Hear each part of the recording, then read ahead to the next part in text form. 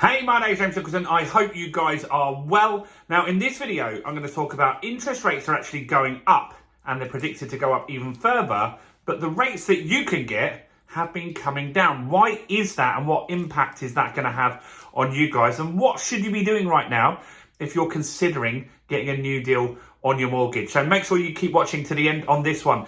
Now, this channel is all about my property investment journey, and I'm building a portfolio for my two girls, Georgia and Amelie, and I want to invite you on that journey with us.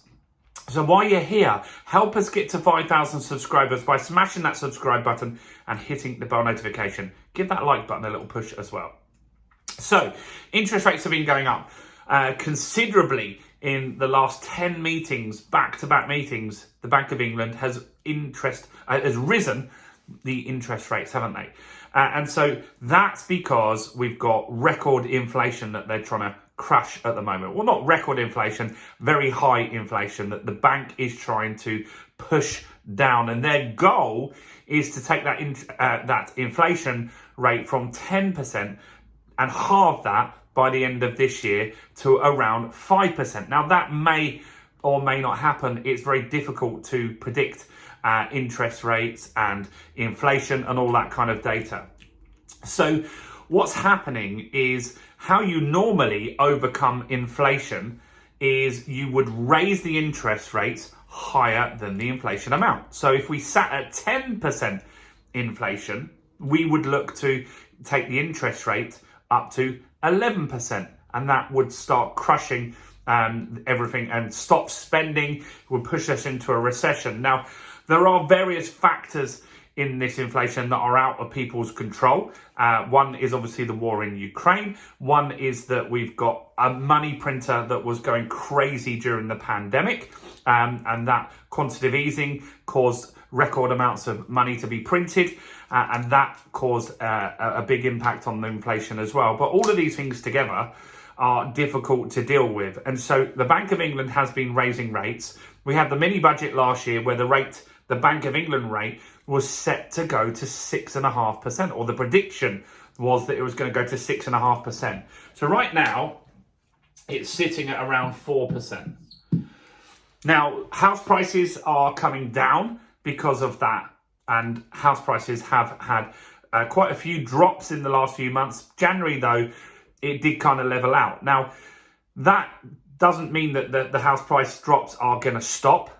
They're probably likely to start dropping again later this year. There's always a lag. So we're looking at data in January that was stuff that happened 6 months ago. So the interest rates were significantly lower than 4% base rate at that time. So interest rates will continue to rise. Now, the prediction is that they're going to hit around 4.5% tops now, which is much better than the 6.5%.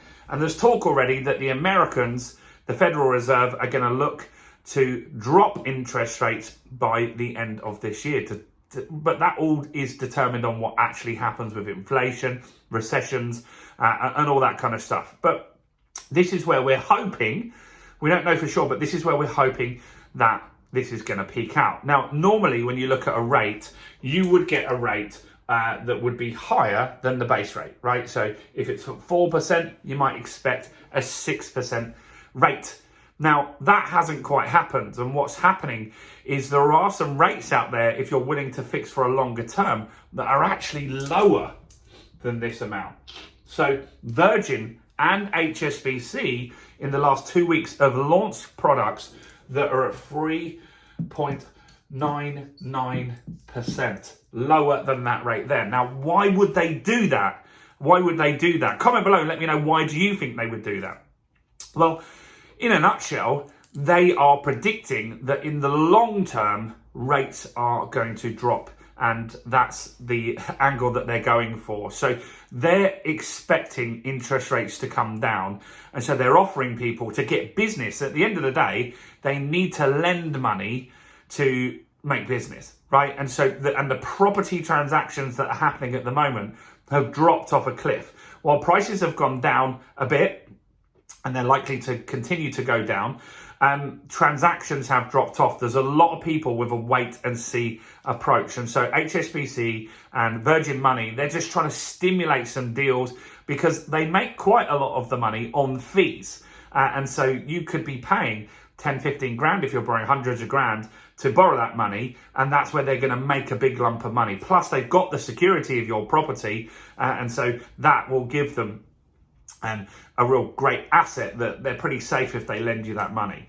And so that's what's happening in the market, is that we are looking at rates going up potentially, but the mortgage rates that you can get are actually, some cases, dropping. And so we did have, after the mini budget, there were quite a few deals on the market. First off, banks stopped lending temporarily.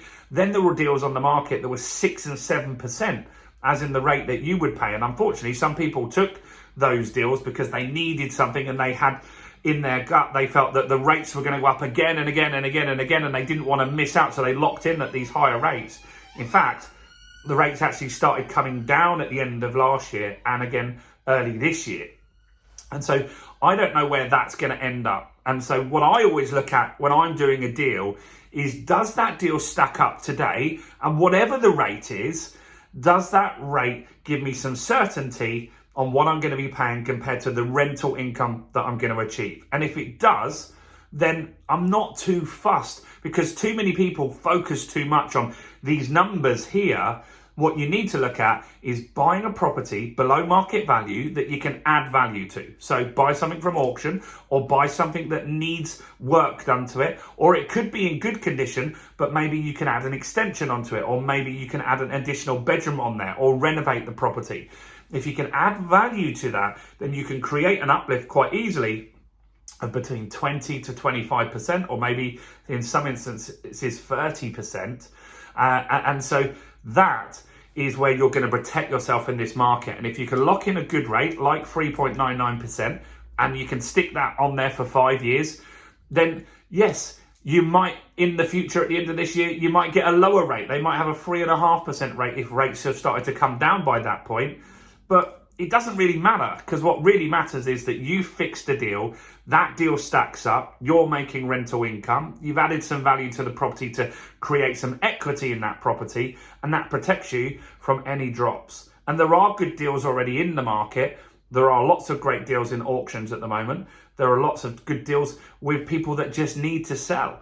And so you've just got to look for those deals. There are less buyers in the market, which is a good opportunity as well. And so I hope that makes sense to you. Today I've actually got a little gift for you. So I want to give you a new ebook that I've created, and it's called 4 Simple Steps to Becoming Wealthy Through Property. You can see that here. And so that ebook goes detailed into everything you need to do to become wealthy through property. And what I'm going to do is I'm going to put a link in the description where you can grab a copy of that. It's totally free. Just put it in your details, and that will whiz its way to you in the next few minutes. So click on the link below, grab your free ebook, check out all the other content on my channel, including this video right here.